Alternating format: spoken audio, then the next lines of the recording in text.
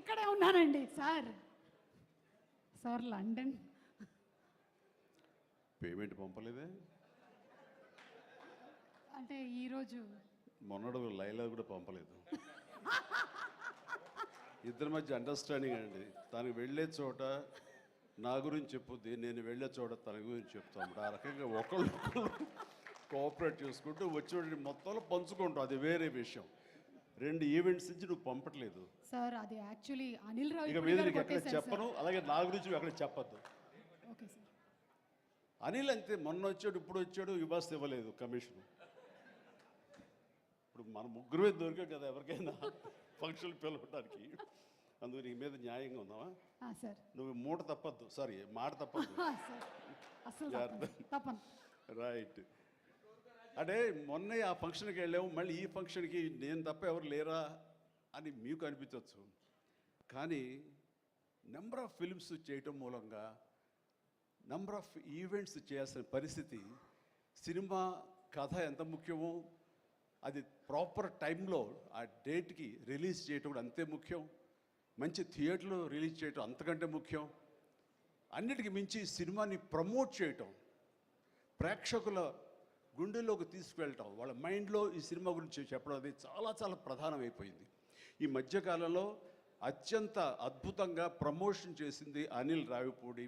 సంక్రాంతికి వస్తున్నాం, ఎంత బాగా చేశారంటే ఎక్కడ చూస్తే సరే వాళ్ళే కనపడుతున్నారు. ఎక్కడ చూస్తే ఇంత బాగా చేస్తున్నారు, ఇంత సరదాగా చేస్తారు. వెంకటేష్ కూడా చాలా బాగా రియాక్ట్ అవుతాడు స్టేజ్ మీద. ఈ సినిమాకి వెళ్ళాలనే ఫీలింగ్ కలిగింది, అది ఎంతో హెల్ప్ అయ్యింది. సో ప్రమోషన్స్ అనేది అంత ఇంపార్టెంట్.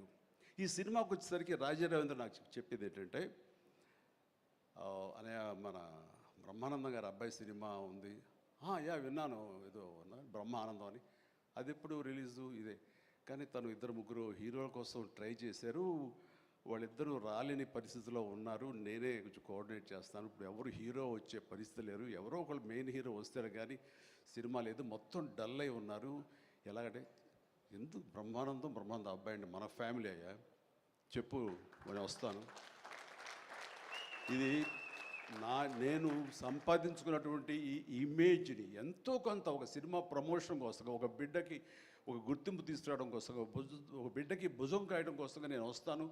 బ్రహ్మానందం ఎందుకంత మొహన పడతాడు, ఫోన్ తీ అని ఇందాక ఆయన చెప్పినట్లుగానే ఫోన్ తీసి బ్రహ్మానందం నేను వస్తున్నాను అని ఏదో మాట్లాడబడి నేను వస్తున్నాను, దట్స్ ఇట్. ఇంకా నాకు టైం లేదు, ఏదో మనుషులు ఎదురుగా ఉన్నారు, తర్వాత మాట్లాడి ఫోన్ పెట్టి మళ్ళీ ఇప్పుడు స్టేజ్ మీద ఇప్పుడు మాట్లాడటం అంటే ఇదేదో గొప్పగానో లేకపోతే ఇంకోడో కాదు. మరి ఎక్కడ చూస్తే చిరంజీవి వస్తున్నాడు, టూ మచ్ ఆఫ్ ఎక్స్పోజర్ అంటే అనుకోని నాకేం పర్వాలేదు. నా ఇమేజ్, నా మాటకి నమ్మి కొంతమంది సినిమా బాగుంటే చెప్తాడు, ఈ సినిమాని చూడమని చెప్తున్నాడు అని ప్రేక్షకుల్లో ఆ గుడ్ విల్ ఉంది. కాబట్టి ఆ గుడ్ విల్ని, ఆ ఇమేజ్ని వాడి ఒక సినిమాకి, ఒక బిడ్డకి అది భవిష్యత్తుకు ఉపయోగపడుతుంది అనుకుంటే కనుక ఖచ్చితంగా నేను దాన్ని వెచ్చిస్తాను, దాన్ని స్పెండ్ చేస్తాను, దాన్ని ఖర్చు పెడతాను. చాలామంది ఏంటంటే టూ మచ్ ఆఫ్ ఎక్స్పోజర్ నీ గ్లామర్ని తగ్గించేస్తుంది. గ్లామర్ అనేది గుప్పిట్లో ఉన్నంత వరకే, తెలిస్తే ఏముంది అని అంటే తెరుస్తాను.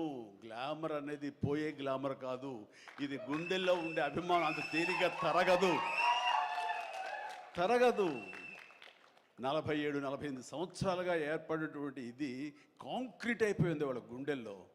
కాబట్టి ఎవరు ఎంత తవ్వుకుందామన్నా సరే దాని ఫ్లేవరే వెళ్తుంది తప్ప అసలు మెటీరియల్ వెళ్ళదు గుండెల్లో నుంచి.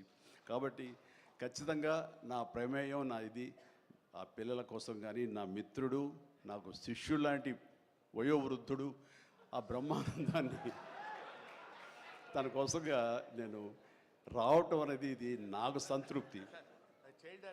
ఎవరి అబ్బాయి నేను కుర్ర వచ్చి డిస్టర్బ్ చేయొద్దు ప్లీజ్, సీరియస్గా మాట్లాడతాను. ఏమంటే ఈ చంటబ్బాయి షూటింగ్ జరుగుతుండగా మనందరం బ్రహ్మానందం ఈ సినిమా గురించి మాట్లాడుకోవాలి. కానీ ఇక్కడ ఉన్న ఆత్మీయత, ఆప్యాయత, ఈ ఆత్మీయులు చూస్తుంటే కనుక గతం గుర్తుకొస్తుంది, చెప్పకుండా ఉండలేకపోతున్నాను. అండ్ చంటబ్బాయి షూటింగ్ జరుగుతుండగా నేను ఇందాక చెప్పాడు కదా ఇట్లాంటి హీరో అని కాను నేనంటూ చార్లీ చాప్లిన్ గెటప్ వేసుకుని ఒక దిమ్మ మీద ఉంటుంది. అక్కడ అసలు టెన్షన్గా ఉంది, ఎందుకంటే అది చిన్న కోన్ షేప్లో ఉంటుంది. అక్కడ నిలబడి డ్యాన్స్ చేస్తున్నాను, జంజాల్ గారు చూస్తున్నారు. ఎవడో ఒకడు ఇక్కడ ఉండి ఎర్రిమోహం వేసుకుని విజిల్ వేసేసి అన్నాడు. చాలా డిస్టర్బెన్స్ కనిపిస్తుంది ఎదురుగా ఉండి. ఎవరు అతను పంపించండి అన్నాను. వెళ్ళి బ్రహ్మానందం జంజాల గారు వెనక్కి వచ్చావయ్యా అని వెళ్ళాడు. సరే ఏమనుకున్నా అయిపోయింది, షార్ట్ అయిపోయింది. సార్ ఇతను ఎవరో కాదండి, అత్తిలో లెక్చర్గా పనిచేస్తున్నాడు, పేరు బ్రహ్మానందం అని. ఓ అట్లాగా, సారీ అండి నేను ఎవడో అనుకున్నానంటే. లేదండి మీరు అభిమాని అండి, మీరంటే చాలా ఇష్టం, అందులో లైవ్లో మీరు డ్యాన్స్ చేస్తుంటే వాడు థ్రిల్ అయిపోయి బిజీలు వేసేసాడు, వాడు తెలీదు డిస్టర్బ్ చేయకూడదు అని సంగతి అంటే సరే. అండ్ మంచి మిమిక్ అండి, బాగా మిమిక్రీ చేస్తాడు అనేసరికి అలా అయితే సాయంత్రం కూర్చోబెట్టుకుందాం అని చెప్పేసి సాయంత్రం మా రూమ్లో కూర్చోబెట్టుకుంటే చాలా రకాల మిమిక్స్ చేశాడు, చాలా రకాలైనటువంటి స్కిట్స్ చేశాడు. నాకు ఆశ్చర్యం వేస్తుంది, ఇంత టాలెంట్ ఉంటుందా, ఎంత బ్రహ్మాండంగా మాకు కడుపు నవ్వించాడు అనమాట. అక్కడి నుంచి ప్రతిరోజు ఈవినింగ్ అయ్యేసరికి తనతో కూర్చోవడం నాకు అలవాటు అయిపోయింది. మరి ఇందులో వేషం లేదా అంటే అదేనండి అడుగుతున్నాడు, ఇంత వేషం ఇవ్వాలని. ఏదో చిన్న క్యారెక్టర్ ఏదో ఇచ్చాను నేను, అది ఇంకా సినిమా రిలీజ్ అయ్యే పరిస్థితి లేదు. అండ్ ఇక్కడే షూటింగ్ దగ్గర జరుగుతుంది కదా, రా అని పిలిచారండి, మనకు సరదాగా కాసేపు టైం స్పెండ్ చేయొచ్చు. కానీ ఒక క్యారెక్టర్ ఇవ్వండి అంటే ఇస్తాను సార్, ఒక రన్నింగ్ క్యారెక్టర్ ఉంది సినిమా అంతా, అది ఇస్తాను అన్న. ఆశ్చర్యపోయాడు, నాకు రన్నింగ్ క్యారెక్టర్ ఈ సినిమాలో, ఓ అనుకున్నాడు. అది సరిగ్గా నేను కూడా నమ్మాను, రన్నింగ్ క్యారెక్టర్. ఆయన చాలా చతురుడు జంజాల గారు. సో షార్ట్ పెట్టారు. ఫోర్గ్రౌండ్లో రామకృష్ణ బీచ్కి యువతల వైపు, రామకృష్ణ బీచ్ ఒక 400-500 యార్డ్స్ దూరంలో ఉంటుంది. సముద్రం ఒడ్డు, దాని తర్వాత రోడ్డు తర్వాత యువతల బిల్డింగ్లో మేము. సో నేను ఇంకో క్యారెక్టర్ మాట్లాడుకుంటుంటాం. ఆ మనిషికి ఎర్రటి చొక్కా వేశారండి, ఎరుపు చొక్కా. దూరంగా వెళ్ళండి బ్రహ్మానందం గారు, మీరు వెళ్ళి పరిగెత్తుకుంటూ రెండు యాక్షన్ చెప్పిన తర్వాత ఇక్కడికి ఆగండి అని ఏదో మార్క్ వేశారు. అక్కడికి వచ్చి అమ్మయ్య అని ఏదో డైలాగ్ చెప్పండి అన్నారు. అలాగే సార్ యాక్షన్ అన్నారు. బ్రహ్మానందం పరిగెత్తుకుంటూ వస్తున్నాడు. ఈలోగా మేము చేసిన సీన్ మేము చేసిన తర్వాత కట్ సార్ వెళ్ళిపోదాం అన్నారు. అని ఇంకా వస్తూనే ఉన్నాడు. మేము కెమెరా తీసుకుని వెళ్ళిపోయాం. అక్కడికి వచ్చి ఆగిన తర్వాత ఎవరు లేరు అక్కడ. ఇలా చూస్తాడు ఎరుజుపులు. సార్ అదేంటి సార్, నన్ను రమ్మన్నారు, అంత వెళ్ళిపోయారండి సార్, రన్నింగ్ క్యారెక్టర్ అయ్యా ఇది అయిపోయిందిగా అన్నాడు. రన్నింగ్ క్యారెక్టర్ ఇదే సార్, సినిమా అంతా రన్ ఉంటుందేమో అనుకోండి, అంటే త్రౌట్ క్యారెక్టర్ రన్నింగ్ క్యారెక్టర్ అంటాం, అది అనుకున్నాను సార్ అని ఆ చొక్కా రంగు ఏ వేశారో మొహంలో అదే కనిపించింది, ఆ ఎరుపుదనం. ఆయన బహుశా ఆయన మొహం ఎరుపు చేయడం కోసమేమో తెలియదు, ఆ ఎరుపుదనం కోసం ఎర్ర చొక్క వేశారు. అట్లాగా అది మొదలు. అక్కడి నుంచి ప్రతిరోజు అతను ఏడిపించడం, మేము సరదాగా రిక్రియేట్ అవ్వడం, రిక్రియేషన్ అతను మాకు. అలా అయిన తర్వాత షెడ్యూల్ అయిపోయిన తర్వాత నాకు అనిపించిందండి, అది ఇక్కడ చెప్పాల్సింది, ఇంత టాలెంట్ ఉన్న మనుషులు ఇట్లాగే ఉండిపోతే ఇక్కడే అణగారిపోతారు, ఇక్కడే కనుమరుగైపోతారు. ఇది చెన్నై తీసుకెళ్తే, దెన్ మెడ్రాస్ తీసుకెళ్తే మనతో పాటు ఉంచుకుంటే, మనకున్న పరిచయాలకు అందరితో పరిచయం చేస్తే, ఇలాంటి టాలెంట్ ఇంత కొత్తదనంగా కామెడీ చేస్తూ అలరిస్తుంటే, ఇలాంటి వాళ్ళకి జస్ట్ భుజం చేయూతను అందిస్తే, భుజం కాస్తే కనుక వీళ్ళకి ఎక్కడికో వెళ్ళిపోతారు కదా, ఆ పని ఎందుకు చేయకూడదు, ఎందుకో స్ఫురణకు వచ్చింది. అండ్ జంజాల్ గారు ఇచ్చేవరే, కానీ ఆయనకి లిమిటేషన్స్ ఉంటాయి. బట్ నాకున్న పరిచయాల దృష్ట్యా, బ్రహ్మానందం నువ్వు ఇక్కడి నుంచి ఎక్కడ వెళ్ళాలి అని, ఇంకా అత్రి వెళ్ళిపోతాను సార్, మళ్ళీ లీవ్ అయిపోతున్నాను. నువ్వు వెళ్ళలేదు, రేపు పొద్దున్న నాతో పాటు మెడ్రాస్ వస్తావు, ఏమవుతుందంటే ఫ్రెండ్కి చెప్పి లీవ్ ఎక్స్టెండ్ చేయిస్తాను సార్ అని. రేపు నాతో పాటు ఫ్లైట్ ఎక్కాను సార్, బట్టలు తెచ్చుకోలేదు సార్, మెడ్రాస్లో దొరుకుతాయి లేవయ్యరా అని నా మేకప్ మ్యాన్ బోర్డింగ్ పాసు ఇతనికి ఇచ్చేసేసి, ఆ మేకప్ మ్యాన్ వేరే ఫ్లైట్లోనో లేదా వేరే రోజు రమ్మని చెప్పేసి అదే ఫ్లైట్లో నా పక్కన ఎక్కించుకుని నేను తీసుకురావడం. అతను ఫ్లైటు, ఎయిర్పోర్టు ఇవన్నీ కొత్త. సరిగ్గా ఇప్పుడు మీమ్స్లో మొహం పెడతాడు కదండి, ఎరుపు మొహం పెడతాడు కదా, రెడ్ ఫేస్ పెడతాడు కదండి, ఆ రెడ్ ఫేస్ అతనికి త్రోట్ అలా ఫిక్స్ అయిపోయింది. ఆ ఫ్లైట్ ఎక్కడం, ఆ ఎయిర్ హోస్టెస్ చూడటం ఇవన్నీ కలిపి. అండ్ ఆ తర్వాత ఇంటికి తీసుకెళ్ళాను. అసలు ఒక ట్రాన్స్లో ఉన్నాడని నాకు తర్వాత చెప్తాడు. వెళ్ళేసరికి ఈడెవడరా బాబు, అసలు ఇంత ఎర్రటి ఫేస్ వేసుకుని వచ్చాడో అని మా తమ్ముళ్ళు ఇద్దరు చూసి వింతగా చూడటం, అన్నయ్య వచ్చి మన డైనింగ్ టేబుల్ మీద వీళ్ళు కూర్చోబెడికి భోజనం పెట్టడం, వాటితో పాటు టైం స్పెండ్ చేయటం, ఇవన్నీ చూస్తుండే వాళ్ళకి అన్నయ్యకి ఎంతో నచ్చితేనే కానీ ఒక మనిషిని ఇలాగా దగ్గర దరిచేరడం అని చెప్పేసి అనుకుంటూ వాళ్ళ ఆ రోజు నుంచి ఎక్కడ ఏ 100th ఫంక్షన్ జరిగినా, ఎక్కడ ఏ ముహూర్తాలు జరిగినా, ఎక్కడ ఏ పార్టీలు జరిగినా సరే బ్రహ్మానందాన్ని వెంట వేసుకుని నేను అందరి దగ్గరికి వెళ్ళటం. అక్కడికి వెళ్ళిన తర్వాత పెద్ద పెద్ద ప్రొడక్షన్ హౌసెస్ నిర్మాతలకు పరిచయం చేయటం, బ్రహ్మాండం చేయవే అదే బిచ్చే అంటే వెంటనే ఆయన చేసేయటం, వాడికి భలే చేస్తున్నాడయ్యా అని అంటాం. అక్కడి నుంచి రావు గోపాలరావు గారు, రామలింగయ్య గారు ఇలాంటి క్యారెక్టర్ యాక్టర్ల దగ్గర ఆ షూటింగ్ ఉంటే అక్కడ చేయించడం, అలాగే కొండవీటి రాజా ఇలాంటి హండ్రెడ్స్ ఫంక్షన్ జరుగుతుంటే కనుక రాఘవేంద్ర గారు, దేవి ప్రసాద్ గారు ఇలాంటి వాళ్ళ దగ్గర తను చేయించడం, ఇట్లాగా తనకి నేను అంబాసిడర్ని, తనకి ఏజెంట్ని అయ్యి తనకి టాలెంట్ని అందరికీ తెలిసేలాగా ఆ ప్రయత్నం చేశాను. ఎందుకంటే అంత టాలెంటెడ్, అంత పొటెన్షియాలిటీ ఉన్న వ్యక్తి వెళ్ళిపోకూడదు. ఈ రోజున ఎంతోమంది అలాంటి ఊపు లేక, అలాంటి ఉత్సాహం లేక, అలాంటి ప్రోత్సాహం లేక, అలా చేయూతించేవాళ్ళు లేక, ఎంకరేజ్ చేసేవాళ్ళు లేక ఎంతోమంది అణగారిపోయి ఉంటుంటారు మహానటులు.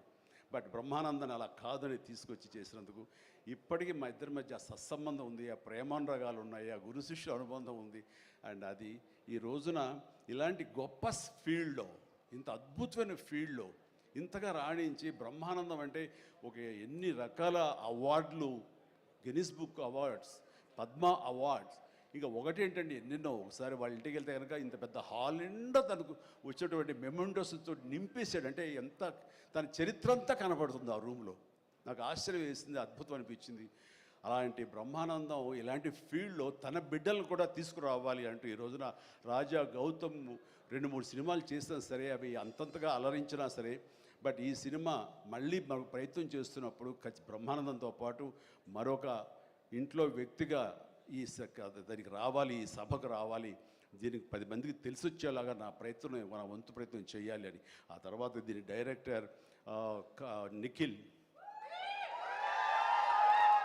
యంగ్స్టర్స్, ఈ యంగ్స్టర్స్ యొక్క థాట్స్ చాలా ఫ్రెష్గా ఉంటాయి. ఇలాంటి ఫ్రెష్ థాట్స్, ఇలా మోడర్న్ టేకింగ్ తోటి వాళ్ళు ఖచ్చితంగా జనం పల్స్ బాగా తెలిసిన వాళ్ళు కాబట్టి వాళ్ళు తీయాల్సిన విధంగా ఇది అద్భుతంగా తీస్తారని, సరిగ్గా ఫిబ్రవరి 14th ఈ సినిమా వస్తుంది, అలరిస్తున్న ప్రగాఢమైన నమ్మకం నాకుంది. కాబట్టి ఈ సినిమాని డైరెక్ట్ చేసినటువంటి నిఖిల్కి, అలాగే రాహుల్కి, నిర్మాతకి, అండ్ మిగతా సభ్యులందరూ ఎవరైతే ఉన్నారో, టెక్నీషియన్స్, మన సార్ పేరున మ్యూజిక్ డైరెక్టరు శాండిలియా గారికి, అండ్ వీళ్ళందరికీ నేను మనస్ఫూర్తిగా అభినందన తెలియజేస్తాను. ఇక నాకు ఇష్టమైన నటుల్లో మళ్ళీ మన రఘుబాబు, తర్వాత వెన్నెల కిషోర్ గారు, మన రాజీవ్, అండ్ వీళ్ళు ఇందులో ఈ సినిమాలు ఉండటం అనేది మామూలు సినిమా కాదు, చాలా పెద్ద సినిమా అన్న భావం కలిగింది. అండ్ ఖచ్చితంగా వాళ్ళందరి సపోర్టు ఈ సినిమా ఒక నిండుదనాన్ని తీసుకొచ్చిందని నేను భావిస్తున్నాను. అండ్ ఇంతమంది ఉంటే కనుక ఖచ్చితంగా ఈ సినిమాకి వెళ్ళాలి అనే భావం కూడా ప్రతి ప్రేక్షకుడికి కలుగుతుంది. దానికి